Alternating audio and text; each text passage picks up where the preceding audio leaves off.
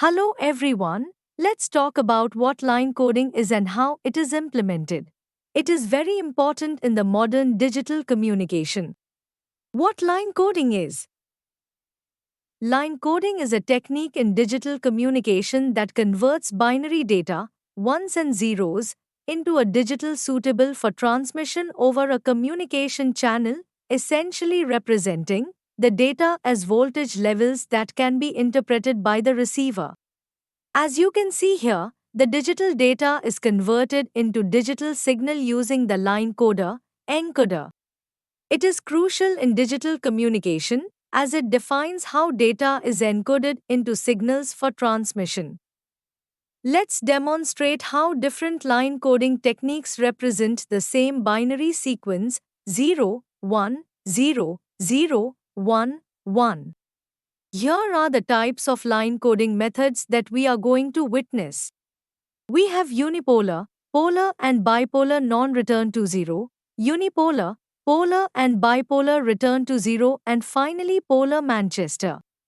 Here, NRZ means our signal does not return to zero before the completion of one time interval.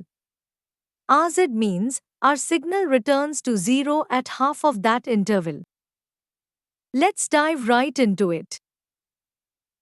In unipolar NRZ, logical 1 is represented by a high voltage and logical 0 is represented by 0 voltage. For the sequence 0, 1, 0, 0, 1, 1, the waveform would alternate between 0 volts for 0 and a constant high voltage for 1. Let's draw this data as a signal. For 0, we will start the signal from 0 for the first time interval 0 to 1 TB. For 1, we will bring it to plus A and continue in that time interval 1 TB to 2 TB. For the next 0, we will bring it down and continue at 0 volts for the time interval 2 TB to 3 TB. If we continue this pattern, our line coding would look like this. In polar NRZ, logical 1 is represented by a positive voltage and logical 0 is represented by a negative voltage. For the first 0, we shall start from negative A for the first interval 0 to 1 TB. For 1, we shall bring the line to plus A and continue till 2 TB. When we have the same bit again, we simply extend the line and continue. If we follow this pattern, our line coding would look something like this. In bipolar NRZ encoding, a logical 1 alternates between positive and negative voltages, while a logical 0 remains at 0 volts. Let's look at how this is implemented. 0 remains at 0 volts for the first time interval. For 1, the line goes to positive high voltage for the first interval. Again, zeros stay at 0 volts. For the next one, the line goes to negative voltage for this time interval as our previous one had positive voltage. The next one would reach positive voltage as our previous one went to negative voltage. This is how the ones are represented in bipolar NRZ. Let's move to RZ encoding. In RZ encoding, the line reaches high or low voltage only for half an interval and return back to 0 volts. Let's understand by looking at the implementation of unipolar RZ. In unipolar RZ, a logical 1 is represented by a high voltage that returns to 0 within the bit duration, and logical 0 remains at 0 volts. Let's draw this. 0 remains at 0 volts and no change for 0. For the bit 1, the line goes to positive voltage and comes back to 0 at half of that interval, that is, half of 1 TB to 2 TB. If we continue this pattern, this is what we would end up with.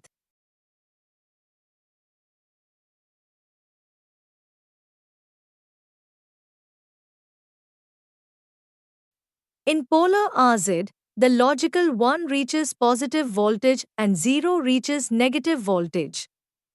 Since this is an AZ encoding, the line returns back to 0 from both positive and negative voltages at the half of that interval. Let's see how we can draw that. For 0, the line starts from negative voltage and returns back to 0 at half of the first interval, 1 TB. For 1, the line goes to positive voltage and returns back to 0 at half of the second interval, 2 TB.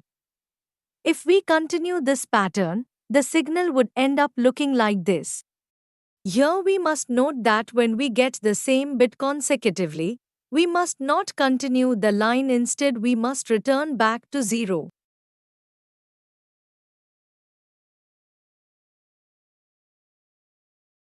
In bipolar RZ, the first logical one reaches positive voltage and returns back to 0 at half of that interval, then the second logical one reaches negative voltage and returns back to 0 at half of that interval. Here 0 remains at 0 volts the entire time. To draw this, we shall start by drawing the bit 0 at 0 volts as usual. Now for the bit 1, the line goes to positive voltage and returns back to 0 at half of the second interval. For the next bit 1, we will bring the line to negative A and return back to 0.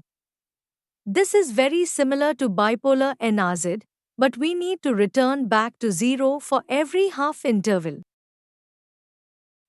In polar Manchester, the logical zeros have low to high transition while the logical ones have high to low transitions. This results in a clear pattern of transitions for both bits, ensuring robust synchronization. Let's see how we can achieve this. For the first 0, we are going to draw a transition from the negative voltage to positive voltage through half of the interval just like this.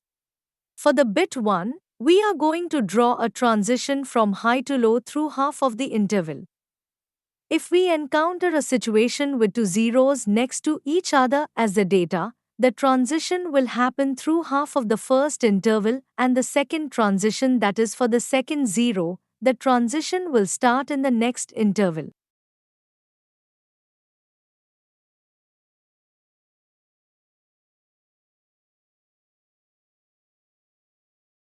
This might be little confusing, so let's look at it once more. For the bit 0, the transition has to be done from negative voltage to positive voltage at half interval.